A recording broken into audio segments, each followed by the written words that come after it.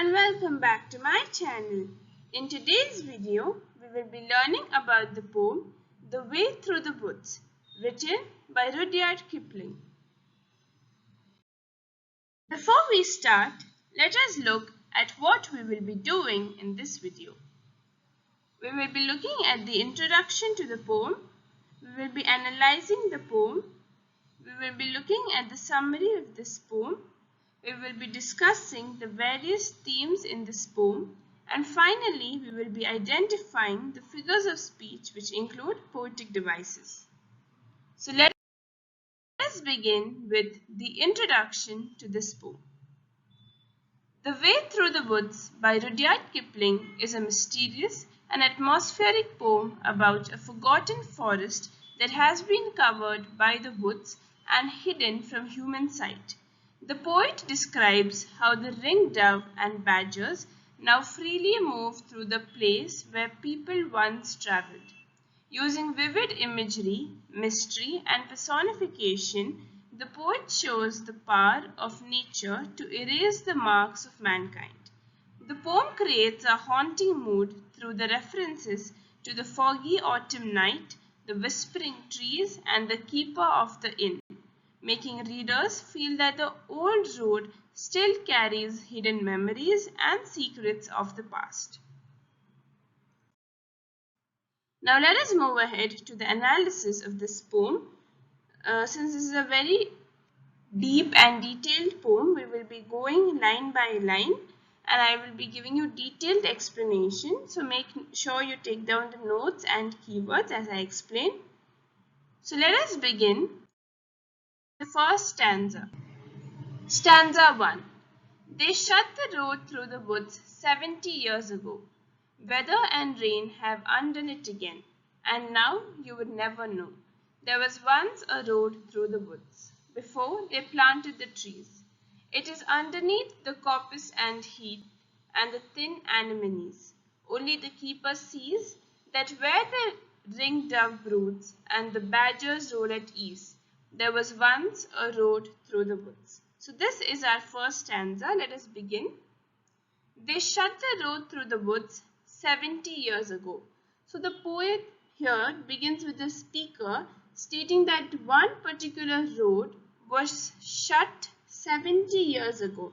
So this first line is spoken as if the reader already has knowledge of the road. So although 70 years have passed since anyone was able to travel through this road, the speaker here remembers it well. The people once closed a road that passed through the forest. So it is immediately clear that the poet is trying to introduce mystery and change. The word shut here, it suggests finality and abandonment. So when the poem says that they shut the road through the woods 70 years ago. So 70 years means a very long time has passed. So this shows how nature has had enough time to reclaim the road completely. It creates a sense of history and distance from the past. Weather and rain have undone it again. So here, since the time the road was closed, weather and rain have undone it again. So due to the fact that it wasn't maintained, the elements of nature, that is the weather and rain, they have almost erased it entirely. Nature has destroyed the road over time. So undone here suggests that nature is reversing human work. It shows the power of nature over man-made things. The road has disappeared so fully that nobody could recognize it now. The next lines, and now you would never know there was once a road through the woods. So if one person is to come to that place right now, and if that person is not aware of its history, that person would not be able to know that there was once a road through the woods. It means that nature has taken back the area that humans had claimed. It repeats the idea of the lost road. It tells us that there was once a road through this wood, right? But now that road was shut 70 years ago, and since that's a very long time, nature has covered that place. So now nature has claimed that road, and now if a person is to come to that place, that person would never know that there was once a road through the woods. So that's how it has become fully covered. So these lines give a nostalgic feeling as if remembering something forgotten. Before they planted the trees. So here trees have been planted and grown up around the path, which helps to obscure what was left in its path. So trees were deliberately planted after the road was closed. This tells us that the humans there, they tried to reshape the land. But it's true that nature took control. So when humans have abandoned that place, nature has taken ownership of that place, and the elements of nature, which are weather and rain, they have come and occupied that place right now. And now if a human is to pass through that place, he would never know that this was a place where it was once a road before they planted the trees. So trees were planted after the road was closed. So this means that humans, after shutting the road 70 years ago, they planted few trees for it to grow and maybe look beautiful later on. But nature took control, and now even humans are not able to reshape that place. I hope this is clear. It is underneath the coppice and heath and the thin anemones. Now, if a person is searching for that road, they would have to go underneath the coppice and heath. So here the speaker is referring a wooded area that is annually cut back to stimulate growth and heath, or the opposite. So the road is hidden beneath thick woodland plants. So coppice and heath are plants, or the trees. So here coppice are small cut trees or bushes, and heath refers to an open area or an open land with small shrubs. So nature covers the old path completely. So this is an area of uncultivated land. It can also refer to a type of common shrub that grows wild. So this place is covered with coppice and heath. As I've explained earlier, they are tiny shrubs or plants.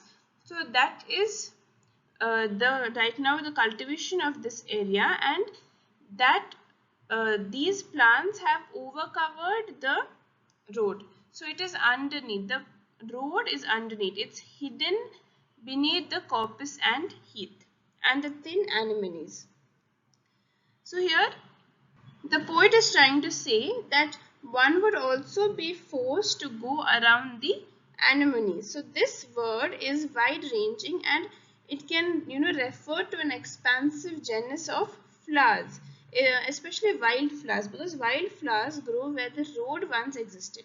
So this phrase adds beauty and softness to the scene. This symbolizes that nature is replacing human activity peacefully. Let us move on to the next line. Only the keeper sees that where the ring dove broods. So here there is a contrast between the way that humans have worked the land, abandoned it, and then worked on it again, and the way nature is trying to take it back. So here when the poet is referring to a keeper, so this person is likely the one who is in charge of this area. He is the person who has to monitor this forest or the road, and the speaker refers to the keeper very vaguely. So there is no real definition of what the job of the keeper is. But since he is the keeper and he is the person who is to look after this place, we can assume that they have access to all the wildlife that has come to the area. So now the keeper is the only one who is able to see beyond the surface of the woods. So this person sees the ring dove broods, or it also means that the ring dove is preparing to sit and incubate the eggs. So a ring dove quietly nests there now, which means that this area is peaceful and undisturbed. So nature and wildlife now dominate this place. that where the ringed dove broods and the badgers roll at ease. So their position allows them to see the badgers rolling at ease. So with this tells us that the animals are comfortable with this person or this keeper. The keeper has good connection or commutation with the animals as well. So here you can see a complete mix of nature, of plants, of animals and all wildlife as well. So the animals, they feel as if they are able to continue on with their life. So that's why they have come and they have settled in this place. Badgers play freely without human disturbance. So when they say badgers roll at ease, it shows complete calmness and safety at that place. So this is an element of jealousy between the speaker and this keeper. So the keeper has access to a new secret that no one else in the world can see. Last line, there was once a road through the woods. So this is again a repeated refrain which strengthens the memory of the vanished road. It creates a sense of haunting and reflective mood. So though all of this is right now what is there, the corpus, heath, anemones, keeper, ring, all of this, it's true that there was once a road through the woods. So this is a very strong memory of the speaker here. So even though now the woods are the road is not there, it is true that once there was a road through the woods. I hope this part is clear. Let us move on to the second stanza, stanza 2. Yet if you enter the woods of a summer evening late, when the night air cools on the trout-ringed pools, where the otter whistles his mate, they fear not men in the woods, because they see so few. You will hear the beat of a horse's feet and the swish of a skirt in the dew, steadily cantering through the misty solitudes, as though they perfectly knew the old lost road through the woods. But there is no road through the woods.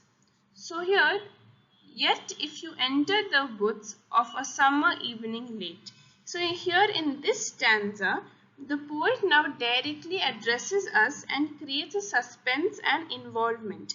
The speaker discusses what happens if one enters the woods on a summer evening late. So one could slip into this area that is off limits while no one is watching. So here the poet is trying to create an evening which is mysterious and has a magical atmosphere. So this suggests, silence and fading light. So here the poet says, when the night air cools on the trout-ringed pool, where the otter whistles his mate. So the air would be cooling off the day and the animals would be as relaxed as possible. So the air becomes cooler around the pools and it is possible for the trout-ringed to swim in the pools. Trout is again a sort of animal that you can find in a pool. So there's a rich natural imagery that we can see that appeals to the sense of the reader. So this is a completely peaceful but slightly, eerie or, haunted sort of mood that the poet is trying to create, because the poet is referring to the, time if you enter the woods on a summer evening, that is late in the evening.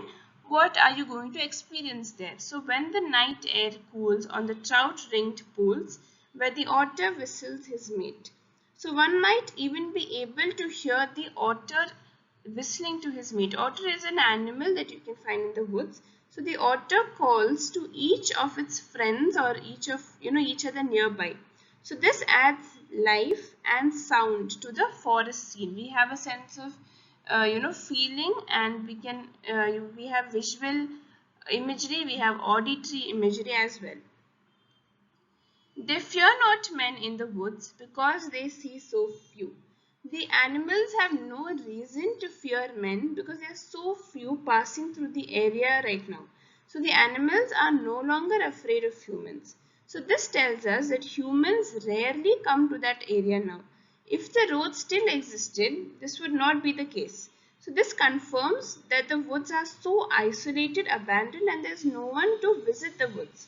So here nature exists freely without any human interference. The poet goes ahead and says, "You will hear the beat of a horse's feet and the swish of a skirt in the dew, steadily cantering through." So if one enters the woods on a summer evening late, the poet says that there would be, a detachable sound of a horse's feet beating on the ground. So this is very detectable that you can hear this sound. So they move without hesitation and without the need for a path. So suddenly this introduces ghostly sound imagery. So it suggests echoes from the past. You will hear the beating of a horse's feet. So we will be able to, detect the sound of a horse that's walking through the forest, and they are moving without any fear or any need. They don't need a help because they already know the way and the route in this wood. And the swish of a skirt in the dew. So a woman riding through the woods is imagined.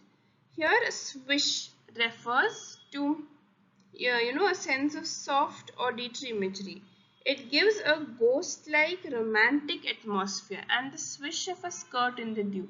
So if a woman is, passing by, and the skirt of the women is, making sound in that cool atmosphere, in the cool night air, and when there's small, bits of dew, it makes a swish sound. So that is also being able to be heard at this evening late evening, steadily cantering through. So the ghost or the horse moves smoothly and continuously. So this suggests an old memory replaying itself. The misty solitudes. So misty here, it creates mystery and uncertainty.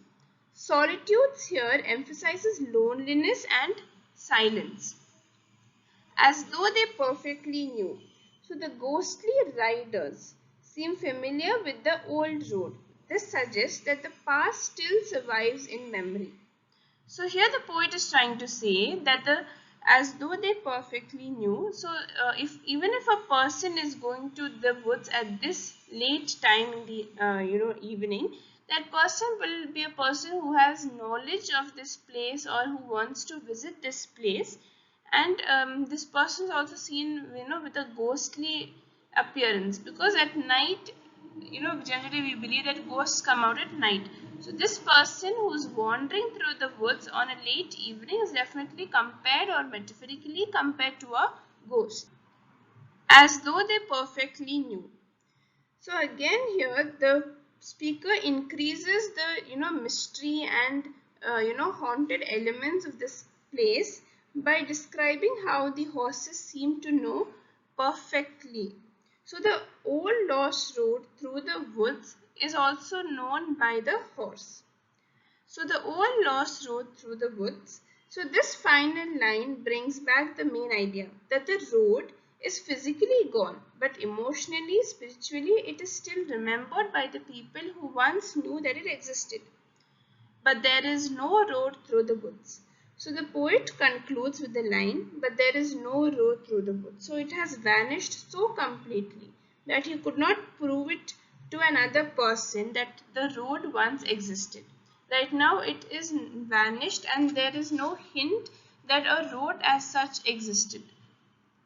Right now it is completely dominated, or the ownership is taken by the woods or by nature, by the wildlife, that right now a person who is traveling through the woods right now would not even guess that once it was a road built by the humans. I hope so far you have understood the stanzas. Please let me know if you have any doubts in this comment section below. So let us move on to the summary of this poem. Summary.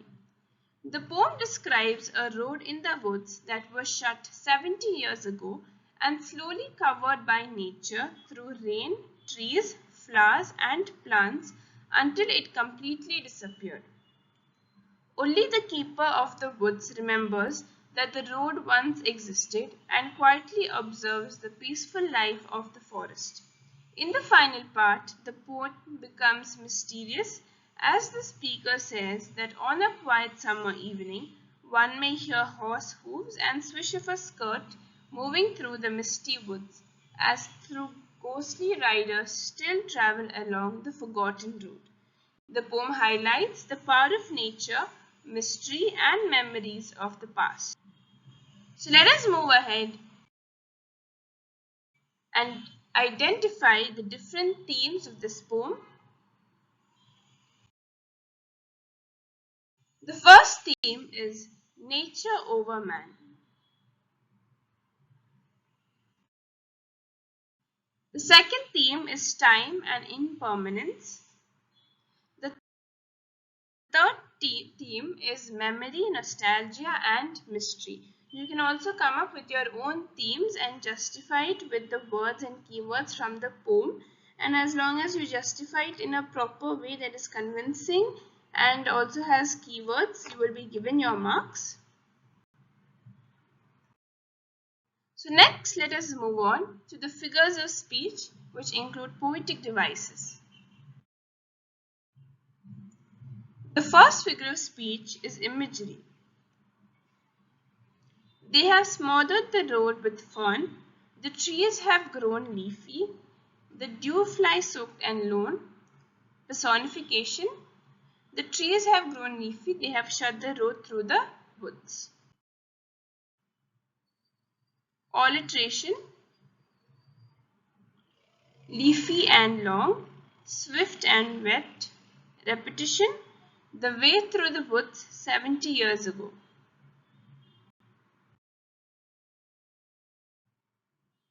Metaphor.